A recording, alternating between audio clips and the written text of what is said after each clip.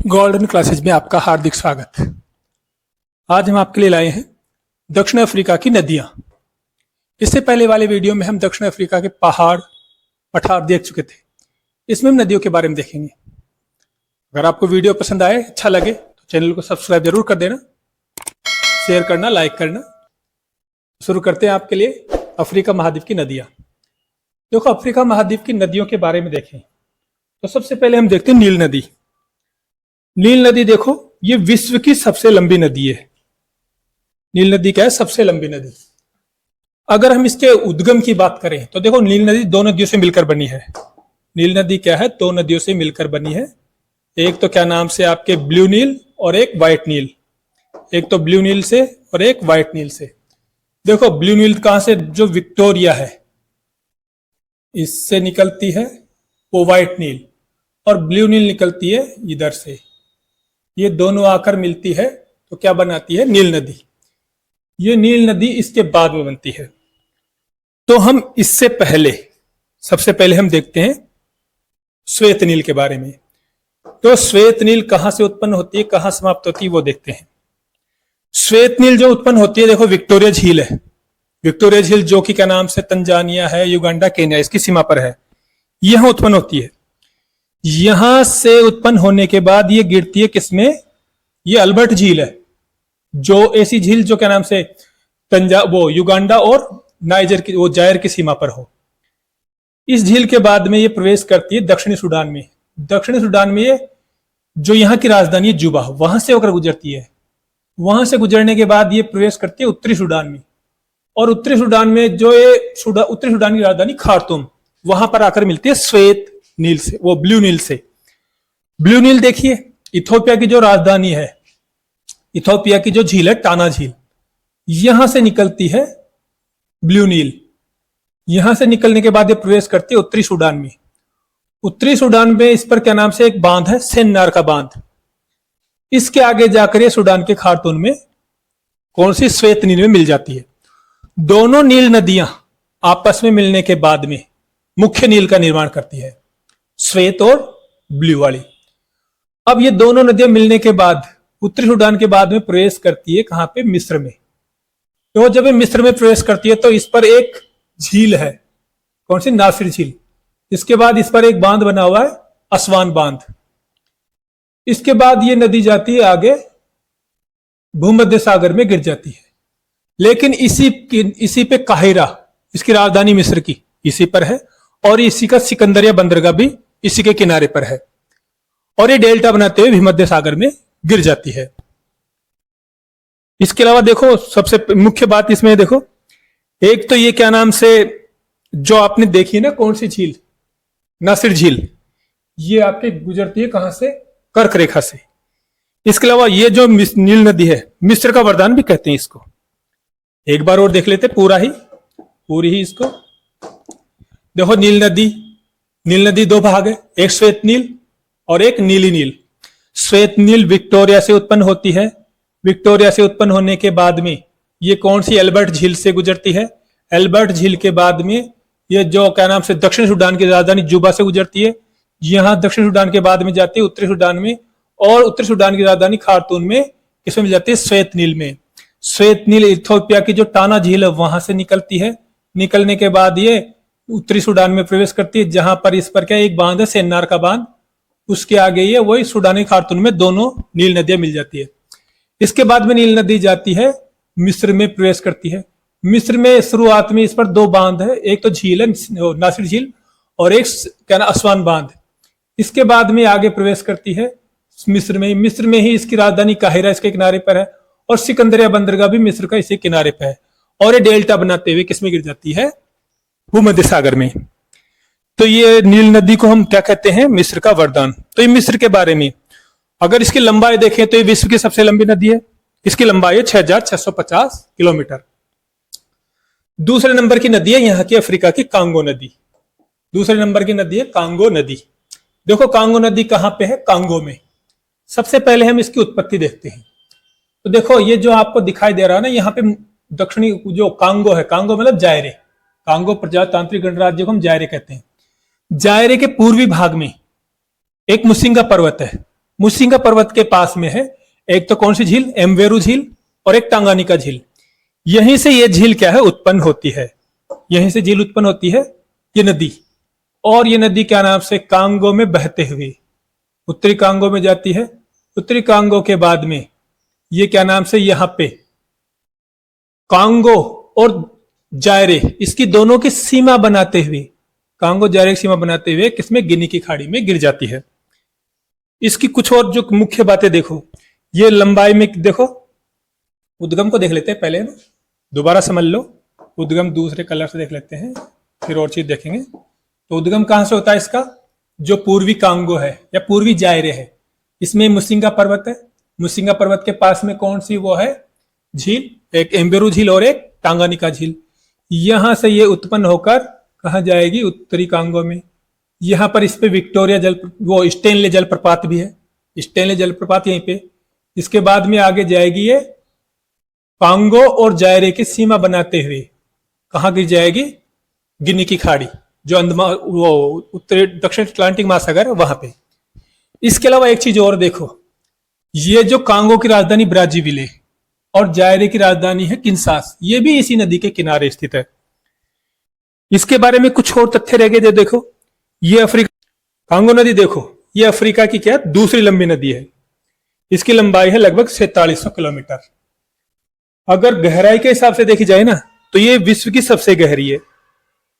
लंबाई के हिसाब से देखी जाए तो अफ्रीका की तो दूसरी लंबी नदी है और विश्व की तीसरी लंबी नदी। अफवाह क्षेत्र के हिसाब से देखी जाए तो यह नदी अफ्रीका के दूसरे नंबर की नदी है और विश्व के हिसाब से तीसरे नंबर की नदी है। क्षेत्र और विश्व का तीसरा। तो हमने लंबाई उसके हिसाब से देख लिया। इसकी एक चीज और है, इसमें जल विद्युत क्षमता सबसे अधिक है। इसके अलावा एक विशेषता और है इसकी, ये जो भूमध्य रेखा है ये उसको 2 बार काटती है। जैसा कि हम देख चुके हैं, इस पे एक जलप्रपात भी है, कौन सा, स्टेनले जलप्रपात। और जब ये गिनी की खाड़ी में गिरती है तो ये क्या बनाती है, एस्चुरी बनाते हुए गिरती है। तो हमने देखा किसके बारे में, कांगो नदी या जायरे नदी के बारे में। इसके बाद देखते हैं हम नाइजर नदी। तो कौन सी नदी है ये, नाइजर नदी। नाइजर नदी की देखो उद्गम, शुरुआत में उत्पत्ति देख लेते हैं कहां पे कैसे।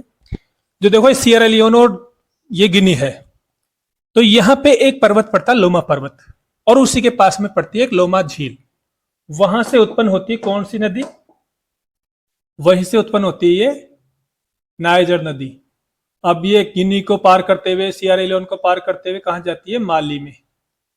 माली में इस पे एक डेल्टा पड़ता है, माली में एक डेल्टा बनाते हुए आगे बढ़ती है। फिर जाती है किसमें, नाइजर में। नाइजर के बाद में प्रवेश करती है नाइजीरिया में। नाइजीरिया में इस पे एक बांध है, केंजी बांध। इसी के फिर आगे जाती है नाइजीरिया में, जहां पर इसमें एक और इसकी सहायक नदी बेन्यू, वो इसमें आकर मिल जाती है और दोनों नदियां गिर जाती है किसमें, गिनी की खाड़ी में। ठीक है ना, गिनी की खाड़ी में ये गिर जाती है। इसकी और कौन कौन सी मुख्य बातें देखो। तीसरे नंबर की लंबी नदी है जिसकी लंबाई 4180 किलोमीटर है। पश्चिम की सबसे बड़ी नदी है ये, पश्चिम अफ्रीका की। इसको हम घुमाव वाली नदी भी कहते हैं। क्या कहते हैं इसको, घुमाव वाली नदी। इसके क्षेत्र में जो इसके डेल्टा क्षेत्र, इसका जो क्षेत्र है बेसिन, उसमें तेल के भंडार भी काफी पाए जाते हैं।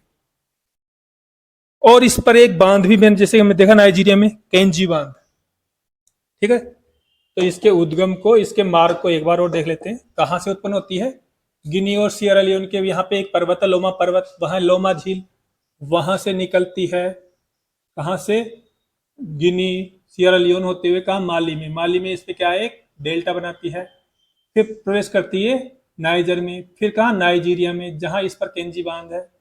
फिर आगे बढ़ती है नाइजीरिया में, तो इसमें एक और इसकी सहायक नदी बेन्यू इसमें आकर मिल जाती है और गिनी की खाड़ी में गिर जाती है। तो ये हमने इसके बारे में देखा, कौन सी नदी है ये, क्या नाम से, नाइजर नदी। अब हम देखते हैं चौथी बड़ी नदी, जाम्बेजी। चौथी बड़ी नदी है जाम्बेजी। देखो जाम्बेजी नदी का सबसे पहले हम देखते हैं उद्गम, और चीजें बाद में देखेंगे, पहले उद्गम देखते हैं। जाम्बेजी नदी का उद्गम देखो जाम्बिया से ही होता है, फिर जाती है किसमें, अंगोला में। अंगोला के बाद फिर वापस जाम्बिया में आती है। जाम्बिया के बाद में देखो उत्तरी पश्चिमी, जो वो उत्तरी पूर्वी नामीबिया है, वहां से प्रवेश करती है और फिर इसके बाद में क्या नाम से उत्तरी बोत्सवाना को छूते हुए फिर ये जाम्बिया और जिम्बाब्वे की सीमा बनाते हुए कहाँ जाती है, मोजाम्बिक में। और मोजाम्बिक के बाद में मोजाम्बिक चैनल में ये गिर जाती है हिंद महासागर के। ठीक है ना, ये तो इसका मार्ग था। ये कौन सी बड़ी नदी है, देखो ये चौथी बड़ी नदी है और इसकी लंबाई 2574 किलोमीटर है। इस पर एक जलप्रपात भी है, कौन सा, विक्टोरिया जलप्रपात, जो कि जाम्बिया और जिम्बाब्वे की सीमा पर है। इस पर एक बांध भी है, करीबा बांध। वो बांध भी कहां पे, जाम्बिया और जिम्बाब्वे की सीमा पर। अगर आयतन के हिसाब से देखी जाए ना, आयतन के हिसाब से देखी जाए तो अफ्रीका महाद्वीप की सबसे बड़ा बांध है ये करीबा बांध। ठीक है, तो एक बार इसके मार्ग और उद्गम को और देख लेते हैं हम। इसके मार्ग को और उद्गम को देख लेते हैं। जाम्बिया में उत्पन्न होती है, जाम्बिया के बाद में अंगोला में जाती है, फिर वापस जाम्बिया में आती है। इसके बाद फिर उत्तर पूर्वी नामीबिया में बोत्सवाना के उत्तरी भाग में होते हुए जाम्बिया जिम्बाब्वे की सीमा बनाते हुए मोजाम्बिक में जाएगी और फिर कहाँ गिर जाएगी, जो मोजाम्बिक चैनल हिंद महासागर का उसमें गिर जाती है। तो ये देखा हमने किसके बारे में, मोजाम्बिक और वो क्या कहते हैं, जाम्बेजी नदी। अब हम लेते हैं लिम्पोपो नदी। लिम्पोपो नदी का देखो सबसे पहले हम वही उद्गम देखते हैं। देखो जो ये ड्रैकन्स पर्वत है दक्षिण अफ्रीका का, उसके ऊपर दक्षिण अफ्रीका और जो क्या नाम से बोत्सवाना की सीमा पर एक नदी उत्पन्न होती है लिम्पोपो, जो फिर जाएगी जिम्बाब्वे में।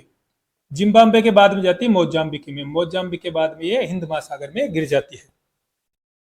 ठीक है ना, इसकी थोड़ी कुछ और विशेषताएं क्या, देखो क्या नाम से, इसको हम घड़ियाल नदी भी कहते हैं। क्या कहते हैं इसको, घड़ियाल नदी। और ये मकर रेखा को 2 बार काटती है, मकर रेखा को ये 2 बार काटेगी। तो एक बार और इसका मार्ग देख लेते हैं। इसका मार्ग तो कहां से उद्गम होती है, साउथ अफ्रीका और बोत्सवाना की सीमा, जो कि ड्रैकन्स पर्वत के पास में है, यहां से निकलती है, फिर जिम्बाब्वे में जाती है, वहां से मोजाम्बिक में होते हुए हिंद महासागर में गिर जाती है। इसके बाद देखते हैं हम ऑरेंज नदी। तो सबसे पहले हम क्या देखते हैं, ऑरेंज नदी का मार्ग। ऑरेंज नदी का मार्ग देखोगे आप तो देखो ऑरेंज नदी ड्रैकन्स पर्वत जो क्या नाम से दक्षिण अफ्रीका का है, वहां से उत्पन्न होती है। उत्पन्न होने के बाद ये कालाहारी मरुस्थल से जो दक्षिण अफ्रीका का, वहां से गुजरने के बाद नामीबिया और दक्षिण अफ्रीका की सीमा बनाते हुए कहां गिर जाएगी, दक्षिण अटलांटिक महासागर में गिर जाएगी। इसकी कोई अलग से वो नहीं है, जो चीज यही है। इसको एक बार और देख लेते हैं, इसका मार्ग एक बार देखते हैं। कहां से उत्पन्न होती है, दक्षिण अफ्रीका में जो जोहान्सबर्ग, वो क्या कहते हैं, ड्रैकन्सबर्ग पर्वत है, वहां से ये उत्पन्न होती है। और इसके अफ्रीका के, दक्षिण अफ्रीका के कालाहारी मरुस्थल से गुजरने के बाद ये जाती है नामीबिया और दक्षिण अफ्रीका की सीमा में गुजरने के बाद ये दक्षिण अटलांटिक महासागर में विलीन हो जाती है। इसके बाद हम देखते हैं लिम्पोपो नदी। नहीं, लिम्पोपो देख ली हमने, ऑरेंज नदी देख ली हमने। इसके बाद हम देखते हैं ओकोवंगो नदी। ओकोवंगो नदी, देखो ओकोवंगो नदी हम देखें इससे पहले थोड़ा सा मैं आपको बता दूं, आपके अंगोला में हमने 3 पठार देखे थे, कट्टंगा का पठार, एक बीका पठार और एक हुइला का पठार। तो ये पठार थे यहाँ पे। तो यहाँ पे ये देख लेते हैं कौन सी नदी, ओकोवंगो। ये नदी जो अंगोला के उच्च पठार है, यहां से उत्पन्न होती है, अंगोला के उच्च पठारों से उत्पन्न होती है। फिर ये जाती है नामीबिया में। नामीबिया में इसकी एक सहायक और नदी है क्विटो, वो इसमें आकर मिल जाती है। फिर नामीबिया के बाद में प्रवेश करती है बोत्सवाना में, और बोत्सवाना के जो कालाहारी का मरुस्थल है उसमें विलीन हो जाती है। क्या, दोबारा देख लीजिए एक बार इसका मार्ग। कहां से उत्पन्न होती है, जो अंगोला के उच्च पठार है, ये कट्टंगा का बीका पठार है, यहां से उत्पन्न होती है। फिर यहां से जाती है ये नामीबिया में। नामीबिया में इसकी एक सहायक नदी है और क्विटो वाकर इसमें मिल जाती है। इसके नामीबिया के बाद में ये बोत्सवाना में जाती है, जहां पर ये कालाहारी मरुस्थल में विलीन हो जाती है। एक नदी और देखते हैं हम, कौन सी, वोल्टा नदी। कौन सी नदी, वोल्टा। देखो वोल्टा नदी जो उत्पन्न होती है ना, वो उत्पन्न होती है आपके कहां से, ये बुर्किना फासो जो देश है, यहां से उत्पन्न होती है। बुर्किना फासो देश में 3 धाराओं में उत्पन्न होती है ये। एक तो क्या नाम से श्वेत वोल्टा, एक होती है लाल वोल्टा, एक होती है काली वोल्टा। अब श्वेत और लाल दोनों, ये देखो बुर्किना फासो में तो अलग अलग रहती है, लेकिन घाना में आकर ये आपस में मिल जाती है। सबसे पहले मिलेगी श्वेत वोल्टा और लाल वोल्टा, ये दोनों आपस में मिलकर आगे बढ़ेंगी। फिर इसमें आकर घाना में कौन सी, काली वोल्टा मिल जाती है। फिर तीनों नदियां आगे बढ़ती है और जाकर गिर जाती है किसमें, गिनी की खाड़ी में। इसी जो क्या नाम से, इस पर एक तट पर एक झील भी है जिसे वोल्टा झील कहते हैं। ये वोल्टा झील ना ओकोसोम्बो बांध से द्वारा बनी है। एक बार और देख लो, देखो वोल्टा नदी कहां उत्पन्न होती है, बुर्किना फासो देश में। किस किस रूप में, एक श्वेत वोल्टा, एक लाल वोल्टा और एक काली वोल्टा के रूप में। श्वेत और काली घाना में मिल जाती है, श्वेत और लाल। अब दोनों मिलने के बाद में फिर जो काली भी इसमें आकर घाना में मिल जाती है। जब ये आगे बढ़ती है तो इस पर एक बांध है, कौन सा, एक झील है वोल्टा झील ओकोसोम्बो बांध के द्वारा बनी है। और ऐसा माना जाता है कि ये विश्व की सबसे बड़ी कृत्रिम झील है। इसके बाद में ये नदी आगे बढ़कर गिनी खाड़ी में विलीन हो जाती है। तो हमने ये नदियां देखी अफ्रीका महाद्वीप की। इसके अगले वीडियो में हम झीलें, मरुस्थल, घास के मैदान आदि देखेंगे। आज के लिए इतना ही बहुत। तो वीडियो अगर आपको पसंद आया तो चैनल को सब्सक्राइब जरूर करना, वीडियो को लाइक शेयर करना। तो अगले वीडियो में आपसे मिलेंगे, तब तक के लिए आपका धन्यवाद, नमस्कार।